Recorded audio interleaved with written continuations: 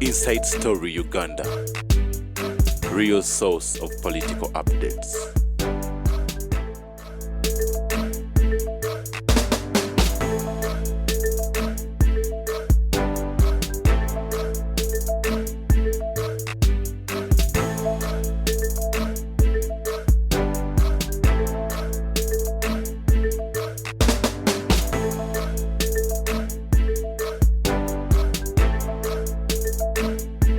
Inside Story Uganda.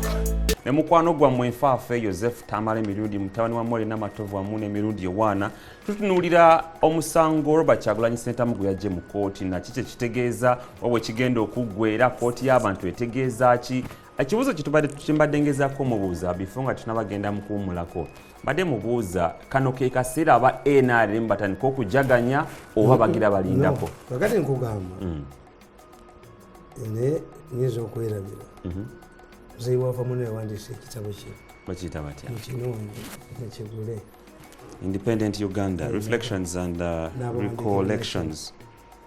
Okay. Era yo Mutesa ne Uganda. Manyife boba bino genda bindekere. Boba ngogula benze wava muno abakumanyi. Okay. Nebo jigula mu kibanda abatakumanyi. Uyinza okusanga nga vuga benze nga wava muno. Benze wajijeyo. Nga wava muno takumanyi. Amaze n'ojijayo.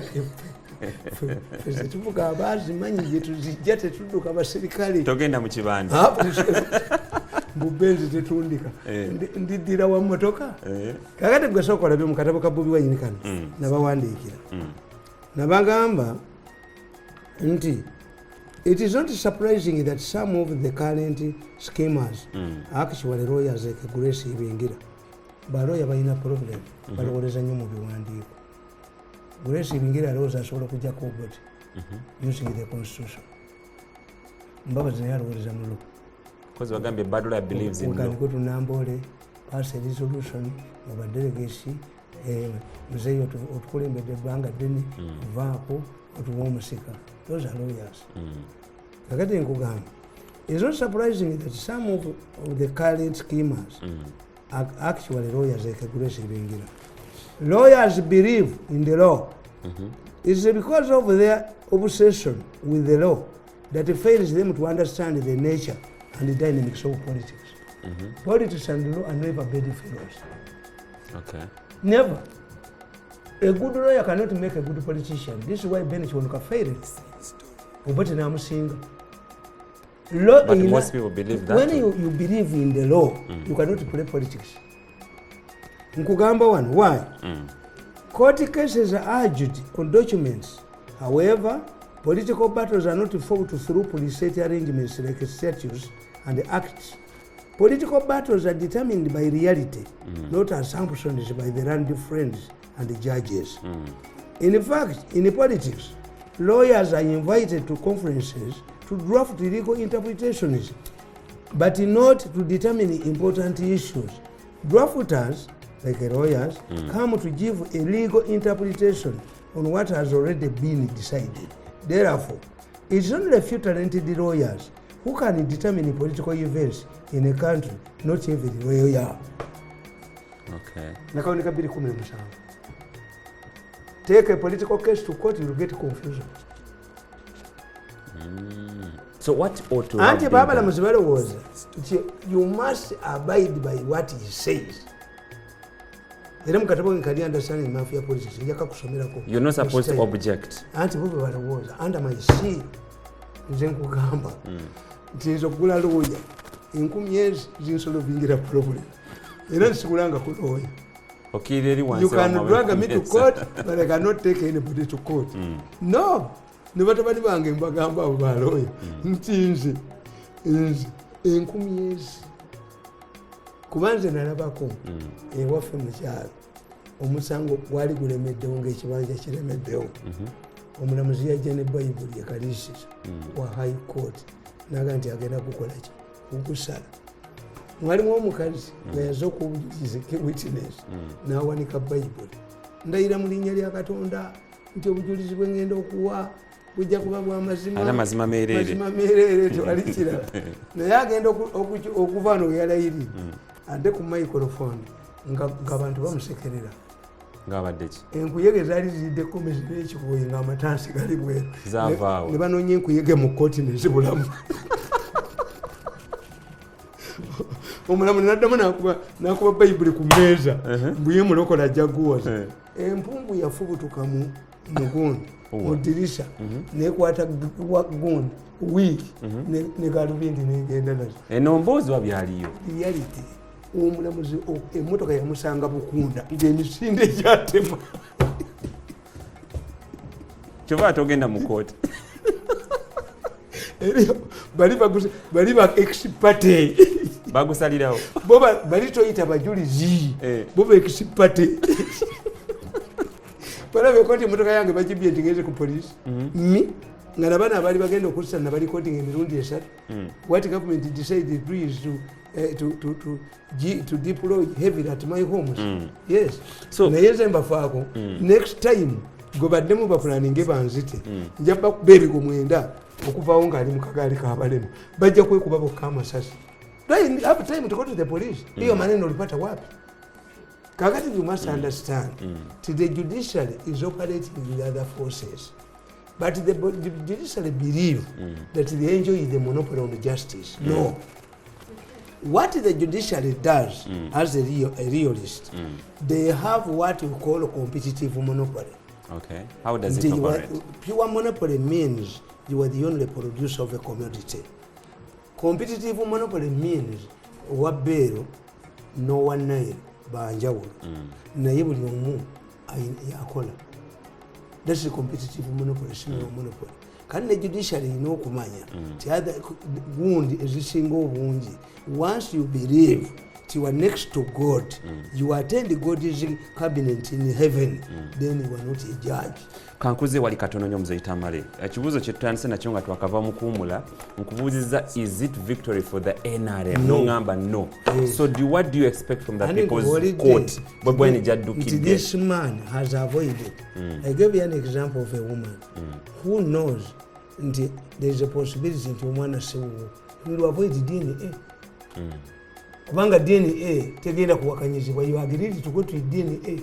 Kati ye kyakola avumirira byuma ebyo ewagundi nga kakati Bobi Wine ye yali kyayagala genda mu kooti n'abategazi has been swapping these people abalamuzi batandika okubeera aloganga alesa abakubye bwebaba abasiraamu nga babadde balya mukyere ku lusaniya lwabwe akaana ak'ekyejo ne kasuulamu ekigodo ne bwe kaba katono bayiwa mu yiwe Bobi Wine yakubye judiciary n'agiwanika emikono kubanga abatayinze are they going to proceed nti obujulizi bwe watuwa katuyite abeena ali mu bagwanukule tukole judgment unless the judgment favors Bobi Wine.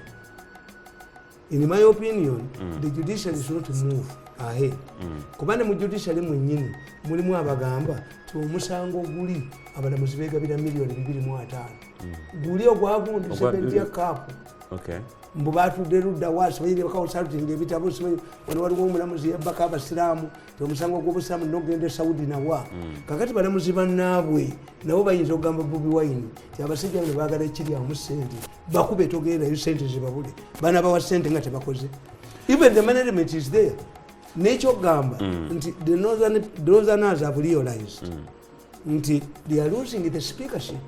Why? Bakugamba chief justice mu northern deputy governor mu northern why do you now encroach on this kati bayinza okusacrificinga owinye eddoola waliwo abalondoola enfuga ya demokrasiya ebyo fe abatuula wansi ne tubalango y'amateeka Mzee Tamale yakiti if I was owinye eddoola I wouldn't have reacted angrily. You should have humbled yourself. Yes. Kati waliwo abatunulira enfuga y'amateeka wamu n'enfuga ya demokrasiya nga bakulembeddwa mu James Nguubi bagamba nti wateeka okubaawo ennongooseza mu engeri gye balondamu chief justice oba ne ba judges nti waakiri abantu banditudde ne balonda ba judges abo. Kenya okyogerako tebamanyi Kenya baakikola nga buli mulamuzi ajja ku TV okwo n'ayogera erinnya lino obuyigiriza abantu tebakuba amasimu. Is the judiciary stable? Oli omukyala yali deputy chief justice bamuga nti yajeyo emmundu ono omulala bamuli bubi oli gundi eyasooka bamujja mu Ford Foundation. That does not solve problems. As long as you don't agree on principle. Kyenkugambye ti some cases abalamuzi bayina okukitegeera. Musalafu bamutwala mu kooti former president former commander nga abalamuzi yabalagira yabalonda omulamuzi naga nti pereka wuyo kwa mabusu yeje pisto ne baduka yali abazi musalafu musigedo soma katabo ka musalafu mu bookshop osoma katabo ka musalafu musalafu yali ina ajava me commander ne bamugambe nyenyewedde mu amafuta nti agenda landinge mu kibuga ekirala agwenyenye kwa tomuliro ya landing government najijako. Why? They are not realists. These people have handled the matter badly. Let it teach the other judges. What were you when Katus? Mr. Justice Katus. Omayindi Katus, we are going to Okusalira Gun, Cheyo Musang. Yamu akatabo kakare, Yamuganti, Jakusaja Kumande Kumau. Namu copy akataboke aka gondi Uganda confidential mu yali muwandikidde ko nga amulebula that's a judgment so kusule ddala. It has ceased to be a case. Now is personal vendetta. Yes. So Mzee Tamale, are you contented with the way abalaji balonda mba judges? Puleto yazali mu myaka 3 BC. Puleto describes the role of a judge. Listen attentively to both sides, evaluate evidence and pass a sentence. Some judges don't even comment. Umulamuzi akutulya butunulizi nagwiza kubanga ayinza okukola kakati ngaba 17 yali abuliza police is still investigating naga the police is rotten top to bottom. Then what are you investigating? You've already made a conclusion that is rotten. Yes. Why do you continue taking our money? You've already made a conclusion. So judges must be mature. Nabagamba nti ababalamuzi bali baddeka bakola na dda okulaga nti affe for us tuli ready, but judges for us we are ready. Anayagala okujja mu court of the parties, let him come. You don't even comment. But don't you think but if somebody just talks about you and you lose your temper, are you God? Don't you think what okuba wenongosize ngeri abalamuzi banje balonda nadala chief justice President Museveni appoints nasika mu parliament votes? What about the Americans who have ninga ate omusango bagendo sala kangamenga guno gwa election anna bagamba mukama wabo mwenyewe is highly involved. Don't you think what okuba wenongosize ekyo tekiriyo gendo smaka tebakaita the foolish Americans olaba musajja bwe yabawandikako judges are judges for life, but every president of the United States ayagala nnyo bano baffe alonda ababe. You can't read. What else we read? Also, they tell us that we are drunkards, but we are different drunkards. If we are really drunkards, because where does a drunkard get time to write? If you see a rally driver because he can hand a car more than you.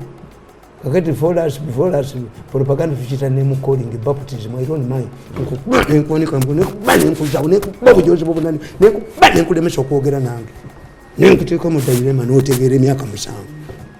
And you understand, if I'm a drunkard, who can create trouble for you for 7 years, then you drink the beer you do, I drink.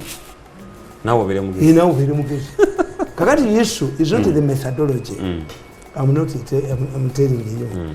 Issue is swagiri. Nabagamba nti Britain, a quarter of its constitution is not written. Bulombolombo bwa. Have you ever seen a constitutional crisis in Britain? How many times have you amended your constitution, which is written? So are we suffering effects of the colonialism? No, you don't agree to rules. Africans were brought up in plenty. Nti omusawo omuganda ajja kugaa nti oba tolina zigula mbuzi leeta eddiba. Africans were flexible. Nti kino bwe kigaana okukola kino, not to stick to the law. Not to stick to the law. So America nkubuulire, if I'm a smart guy like me, I don't quarrel with Bobi Wine. Bobi Wine is a product himself of a court ruling. How? They nullified an election to enable him participate in a by-election. So when does court become bad? Muwanga yali avuganya n'ekikulukunyu ne Kavuma gwe baali baga nti weenaale yawa judgment in favor of Muwanga. Why do you accept it? Lwaki okkiriza nti one time ofunamu another time kiba kibi? Why do you say that whenever you win, Besigye in opposition was only even allowed to be nominated in prison? Kituufu. Gundi nasoma amateeka gonna n'agamalayo Professor Kiddu Makubuya ogola n'aga nti nedda bamulonde abeere nominated nembaga nti ogola avuma Museveni. Even if Besigye in prison nabaga nti ekyo nakiraba mu Shakespeare, Cassius from bondage will deliver Cassius. Cassius from bondage will deliver? Ogola was trying to check to abuse Museveni, but Museveni is a smart man. Even if Ogola knew that Besigye couldn't defeat Museveni, so what do? Dent his election by competing with a man who is in prison. Nebwafuna 20%. So koleke mzee Tamale, was that meant to abuse President Museveni, or it was a fair ruling? Was it a fair ruling, or it was meant to abuse Museveni? Mukwano gwange otafiire n'akigwamu ne bakwata kahonda ekitegeeza akasola akali ebyuma ne bamuteerako enkofiira si yamuwangula. This is what Gundi akatugeze singa Golola ali emitayimbwa Golola mulimu emitayimbwa singa Golola akuba ebikonde n'omusajja gwe basibye empingo ne bwamukubatteke n'atalantuka ono yabawangudde. Wasibye empingo. Logically this is what you don't know. Nti ani gwe baali bawadde opportunity to be nominated ngali mukomeye except Besigye. So Gundi omugenzi omulamuzi Kibuuka Musoke n'ajjayo vice president nti yagula omwenge. Who doesn't buy beer? I think President Museveni yekka yatagula mwenge. When Ugandans in the village ekalagala ewafu ne bawulira nti omulamuzi ajjayo omuntu ogula omwenge baseka n'okuseka baga mwenge ki gwebweru gwawa because all of these people including Muslims buy beer. Gundi ne bamukwata ku video ng'agaba omwenge ono gwe bajja ku CBS bamutanganya omwami we, naye omulamuzi yagaa nti sobola kakasa nti ebifaananyi byakubya professional journalist era n'asigalayo kubanga tukirina akati sooka otegeere mu musango guli ogwambabazi bakkiriza forensics of court abasajja ne bava emakere baddooni ono obunyeddolo kyasooka okukola tetubeetaaga. But then he ended up spoiling his party. This young man was encouraging him to embark on a self-destruction mission. Initially, when you get a kusonga ya baloya abali musango gwa mama Mbabazi, no gamba they are going to be so influential. Yes. Musango gwa. Anti fechito Bobi Wine kyatufiriza. What is left for the court no kujayo musango? So what is left? Why do people go to court? People go to court not mainly for justice. The lawyers will go to court because court through its judgments make laws. Nti zino 10 commandments zachenzi kiyinza okulonda nti Gundi yenna omukozi wa electoral commission messing up elections asibwa emyaka 14 bwabanga waliwo fine batunda bibi. It has shaped the elections. The elections twakijja mu Mbabazi commandments zani 10 recommendations zebakola kakati Bobi Wine challenge eriwo nti who controls security forces during elections? Kubanga look, unless you have an election police, police eya Bobi Wine police bane wayo bagikuba as if uje wa Bobi Wine ufusi opposition.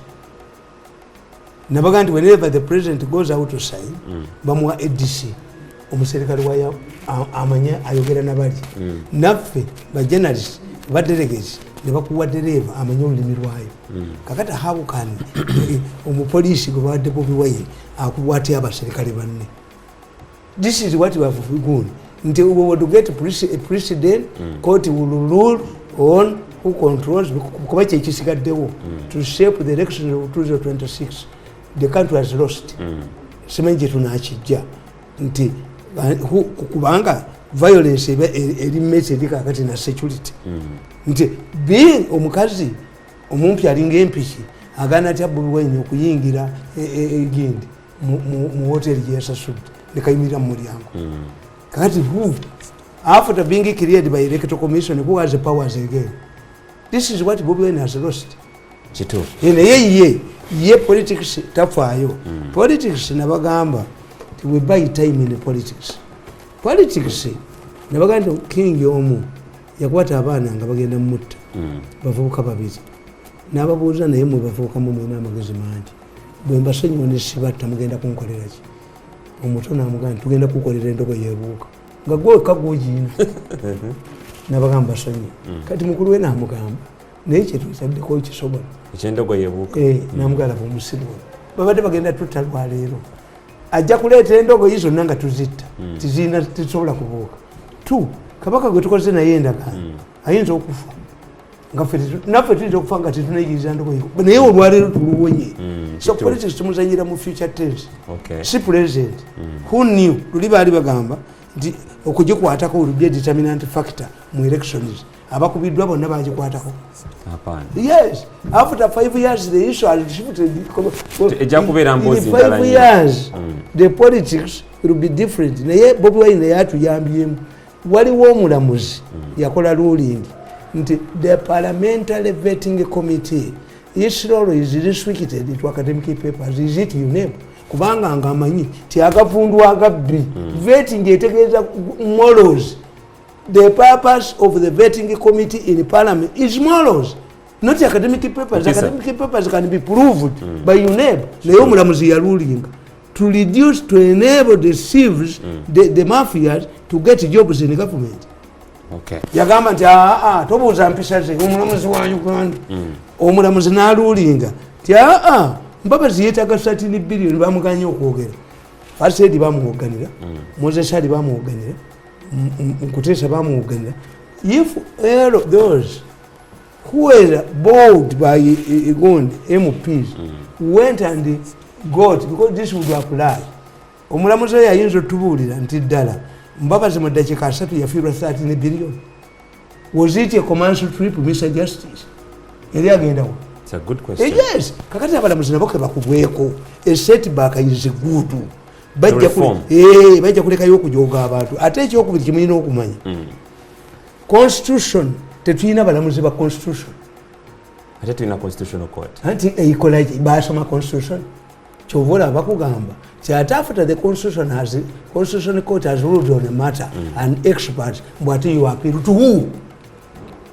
A doctor has declared you clinically dead. Can you ask the head of the hospital? This would be directed by constitutional lawyers, constitutional judges. Obate mubayina, mubasomese. Kubanga constitution mwajeterawo constitution square you very short of declaring a constitutional day a constitution mukititibya nnyo a constitution ya Uganda yakolebwa emyaka 9 as a pregnancy emyezi 9 naye kakati mu constitutional court abalamuzi abatasoma constitutional law ate be bajja ate bamala okudikiralinga ate ne bagamba nti Supreme Court ate rulings ate tasoma ate ngeno expert ye rulings wa constitution ate ogenda otya mu Supreme Court. That's a good one. Tukugamba tuliwala werere embwa yo nekomawo mu magulu. What does it mean? Kitegeeza embwa emaze okulaba timba a python oba a leopard ku muti. Yes. Intelligence zikola ababimanyi babatya. Are you opting? Do you think a dialogue can work in this case scenario? No. Dialogue tesobola kukola ku Bobi Wine. Bobi Wine, I've told you, I've given you an example. Bobi Wine is a front. You rather talk to these Europeans and Americans than talking to Bobi Wine. Olinga agamba nti Bobi Wine eriyo amubalira ebintu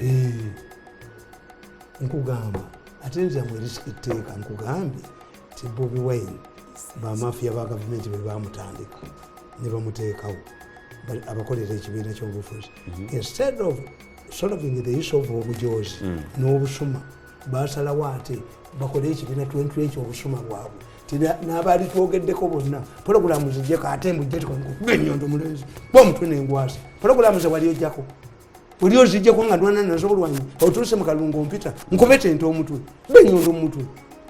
You are not human. You are not a human being. What if you succeeded? nemugenda ne mu YouTube muzijjeko nemufuna ne court order muzijjeko nezibalemerako kakati ompita sikubetente omutwe omutwe nengwasa Musaitamale ekitegeeza nze nkugamba one Bobi Wine to fight Bobi Wine you need to talk to his financiers his handlers wadenga abegaana ye abeegaane naye nze nkubuulira ndi kakati gwe ababalamuzi bwomanye nti mu gavumenti muli muntu ayogera people fear to defend government. This is one of the reasons they are keeping me mubwavu bwana agenda naye anatwogera I have to go I have to retire what I want is my compensation I want to go home amulete fokalaga kozi olimu kwaba ababanja kakati nkugamba nti situation gye balimu can only be solved by two ways. You must have a strong diplomatic core. Ate kamba buli omuntu gwemusaana okweyambisa ennyo kuteesa noma ibya yogere naku zino kuteesa can have have you read this statement jawanika ku European Union kuteesa can have some problems naye kuteesa ayina international connection omuntu wabeera president wa General Assembly tomuzanyisa kituufu ayinayo connection zi nga nange bwondaba mu gavumenti nti emmotoka ya UC military njirina police njirina n'abaleyamba ina n'ababoda abawerekera emmotoka yaabwe because I have allies in the government amakaga wali ofumbiye muto yomba nabalamu be bonna yes they know nti omusajja oyo mbawe we cannot kill Mirundi supports Museveni naye nga mumpaki so ogamba okusolvinga ensonga zino eziri wano tulina okukola ebintu bibiri ekisooka okuteresa political reforms. It would be better for NRM to go and study Chama cha Mapinduzi. Why has Chama cha Mapinduzi managed to survive up to this long? Mulimu obusuma aba Chama cha Mapinduzi bayinza obbawa nti Ministry of Education abaana bagenda kusomera waka ne babawa billion 65 mugule radio mugule ne TV ne muzisoma. Tanzania tebiri Chama cha Mapinduzi tekuba amasasi ogenda gaba abantu obagabira amata nga mafu ne bateramu ettaka mu mmere aponya aleme kutunda n'okola otya Chama Mapinduzi ebikola discipline nabagamba nti any institution any government any leader who humiliates those who deliver committed and dedicated services to him or her or it will end up using mercenaries. Abantu ndi naduli omukibeewo nga waleta kiwanda duse n'omudidigu ndomba duse ofuna ayogere negundi ng'ofuna lwaki ye terya ku ssente ezo mirundi gwobadde okubagoyo noona buli polokola mujijokole ayina omutwe ogumulinga ebbuloka lofuya omugaati jako emubakwasa omutwe ekyompita ensonga zakulya buli yes political power means who gets what and when ebyobufuzi kulya ebyobufuzi temubeeramu master and slave ebyobufuzi temubeeramu hunting dog fe tujja kutola mayumba gaffe bajje nga tubawaayo olukumi mmeka who will work for you. That's why this young man akukuleetedde obuzibu. Two, so ekundi ensika seweza emyaka 35 the mistake these people do bakwata sente z'eggwanga ne bazinvestinga ebweru kati America ne Europeans bafuga eggwanga lino. Why? The leaders bayina sente ebweru have heavily invested. Kakati ate ekibi ekiri ebweru bw'ogula ennyumba ogiteeka mu manyago kati America bamanyi ne Europeans obugagga bano bwe balinayo. Two, abaana baabwe tebali wano bali bweru Iragi group bali bweru kakati bo beerabira ti by investing in America and Europe you are becoming a citizen of Europe indirectly of America. Bwekukwatako America bwekwatako kati bonna basirise buli ayina property ebweru tayogera bamugana ogendayo sanctions bagala kutwala property bagala bakomyawo wano kati government baba jimazi kubanga nze nkubuuza nga sina sente mu nsawo ntya baaga ntya pickpocket atoba otya wachinga. Yes, if I don't have property in America why do I fear their sanctions? Naye buli oli America ng'etadde kubalamuza sanctions kitegeeza balinayo property buli eteeka kuba minister sanctions balinayo property buli olaba abamaje balinayo property. As a result these people took themselves voluntarily to USA to be controlled by USA. so okutereza eggwanga tulina okumprovinga democratic diplomatic ties zaffe wamu n'okukola ku bizibu by'abavubuka. Tuzina buzinyi tetuyina tabu. Batuyita basiru mu drunkard. That man is a drunkard. He's a beggar. He's a what? Yes. Omutwe gukola. Nizo kuba drunkard fa baganda tuka nti zaluma bigero omwoyo gutegeera. Oyita kusanga drunkard naye nga ayina akiri wano. Nga akiri. Olusigo bakosa no. Olusigo bakosa. Bana kuonika wagulu nakuzaawo. Drunkard. Olusigo bakosa no kozesa okuyisa mu message. Oyo omuyayo oyo okaduka nakiwala kagamba tetujjako okkiriza muyaga kutufuga. Why did you allow muyaga to be registered? Is it not abusive to tell the president that the president is competing with the muyaga? Baka kubugulu ne babuwanika e Masaka kasise katikati ng'empuku. Is silent as a cave. Net of Mamzaita Amale. Is silent as a cave. Tuli ku national TV. Wali ovuma govuma oyo nti omuvuma. Tuyina abaana abatabala baso. Let's be mindful of choice language. Campaign. I have over 60 children. So let's be mindful of choice language. So, Mzaita Amale, tugende maaso. Nyizo okulwana n'omwana omuwala tojja kufumbirwa musajja oyo. Kasita mufunyisa olubuto ng'afuuka mukoddomi wange mugamuleete. Awo omaze omukkiriza. Yes, has defeated me. He's a relative. Has become my relative by force. Kasi kyalina kyakkola n'alugjamu bw'aba gwalina yekka. Whoever implicates your daughter is a muko. By obono a family member. Kituufu. So Mzaita Amale, bw'otunuulira ensonga zino. Whoever you see on the ballot, presidential ballot, ekyokubiri okuleeta bunnamba lugeka kyali kibi nnyo. Kubanga Bobi Wine singa baali bamubala. Petition zaali baddeezi. Ne babagamba nti omwajo eninga eya munne. If you had two petitions, nga Namuliyati ya petitioning, ono yalitidde okuvaayo. Because the ruling on Namuliyati would apply. Kuziri endala zonna. Mbabazi yagenda mu Besigye yagenda mu kooti. Yes. Kakati Mbabazi ye mulala. Mbabazi yali anoonya kwejjako how did he perform bw'atyo. Mbabazi abalamuzi ne bamugjayo ne mugamba nti akalu kalimu obubbi. Leti tujja kanalifaayo. Akaliddako kagoberera ebyo. Mbabazi n'avaayo. Gwa Mzaita Amale, bw'otunuulira ensonga zino ezigenda mu maaso naddala petition gye baggye mu kooti. Olowooza, is it time for the NRM to celebrate? No. NRM telina kyecelebrating. NRM has lost on the diplomatic level. How have they lost? Anti kakati bw'ovuma European Union. What does it mean? Nababuuza nti European Union unanimous okuyisa resolution ku Uganda. Where was Uganda's defense? Do we have a representative of Uganda? I remember twagenda ne president of the European Union. Nganyumya nabonga mikwano gibasa agajoki. Kali no mukoko na Joseph Tamale mirundi tugeba tunulira ensonga ya election petition obo musango Robert Kyagulanyi Ssentamu era ngo ni president wa National Unity Platform ya omusango yagujje mu kooti yenga agambo why abasajja bwe tebesigika bekubidde oludda obujulizi babuganyi so ebyo nabo bigattagatta bagambya tetujja funayo justice so katugujje